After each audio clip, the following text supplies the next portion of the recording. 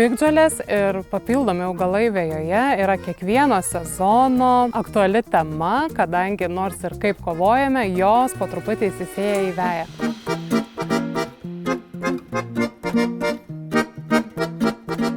Šis priežiūros darbas turėtų būti reguliarus ir geriausiai prevenciškas arba kai piktžolių išplitimas yra dar nedidelis. Taip lengviausiai išlaikysime gražų ir estetišką švarų vejos vaizdą ilgus metus. Tad kokia kova ir priemonės yra aktualiausios vejos priežiūroje, taip pat pakalbėsime trumpai ir apie trinkeles ar plyteles, kaip efektyviai kovoti su piktžolėmis jų tarpuose. Produktai grupė, kurie yra skirti kovoti su nepageidaujama augalija, vadinami herbicidais. Bet paprasčiau tariant, juos skirstome į vejos priežiūrai skirtus bei visiškam augalų naikinimui. Tad vejų priežiūra ir herbicidai, kurie veikia tik tai plačialapės piktžolės. Jie yra du ir efektyviausiai veikia sumaišius juos kartu į vieną tirpalą ir išpurškus vienu purškimu. Tai yra banvelis ir MCPA.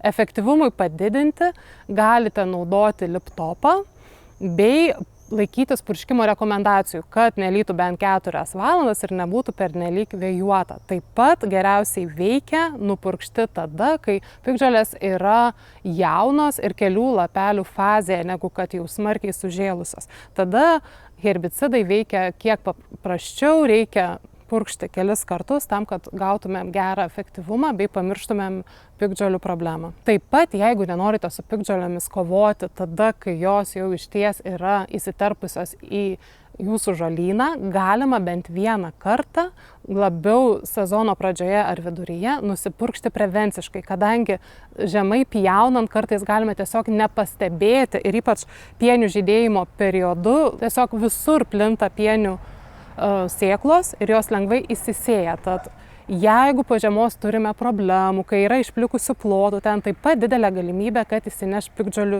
sėklos. Tad kai gegužės vidurys, pabaiga ar birželis, labai tinkamas laikas yra panaudoti MCPA ir banvelį bei profilaktiškai nupurkšti veją. Vasaros eigoje taip pat dažnai susidurime su tuo, kad karts nuo karto tenka ravėti tarpus tarp trinkelių bei plytelių, nes piktžolės nors ir kaip prižiūrime tuos tarpus, taip pat ten įsisėja ir auga joms itin nepalankioje terpėje, bet ne visada mums lengva pasilenkus tiesiog išrauti. Dažnai nuplėšiame antžeminę augalo dalį, o šaknis pasilieka. O jeigu yra nešienaujamų plotų ar kitų augalų, kurie gali išbarstyti sėklas, dažnai ir turėsime šią problemą. Kokias priemonės pasirinkti trinkeliam? Labai svarbu, kad tai veiktų efektyviai ir tai dažniausiai ir efektyviausiai būtų naudoti viso poveikio, pilno poveikio herbicidus, kaip taifūną arba rondapą. Taip pat turime ir sveikesnę aplinkai alternatyvą, substral, hobby purškiklį, kuris yra pelargono rūgšties pagrindu ir nudegina augalus ir nepalieka dėmių. Tas irgi labai svarbus faktorius naudojant ir renkantis produktą jūsų kiemo dangos priežiūrai. Produktas padengiamas ne ištisai, o tik ten, kur želia piktžolės. Prieš tai įsitikinus, ar nepalieka dėmių, čia labiau atkreipiu dėmesį į tuos naudotojus, kurie turi lepesnes dangas, pavyzdžiui, dažytas raudonai trinkeles, vertėtų mažam pakraštėlį, mažiau matomai vietoj pabandyti produktą, ar tai nepaliks papildomų dėmių ar atspalvių ant jų. Tokiu atveju beliktų tik tai ravėjimas arba su peiliuku pažeidimas šaknų gylyje. Kalbant plačiau apie rondapą ir taifūną, tai yra herbicidai veikiantis visus augalus, tiek plačialapius, tiek vienskilčius per lapo žaliąją dalį. Dėl to jie neveikia, jeigu patenka ant kamienų ar kitų sumedėjusių dalių. Tačiau net ir netyčia išpurkšti ir palietę lapelius, jie gali pakenkti augalui. Tačiau herbicidus purškite itin atsargiai. Jie taip pat dažnai naudojami tada, kai norime įrengti naują veją.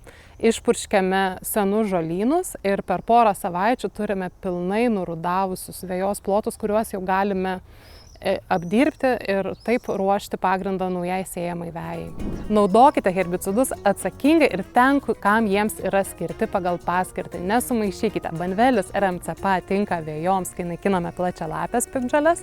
Rondapas ir taifūnas tinka ten, kur norime panaikinti augaliją, trinkelėse arba vėjoje, kai ją norime atsėti. Prenumeruokite Žalia stotelė YouTube kanalą bei sužinokite daugiau naudingų patarimų savo kiemui bei daržui.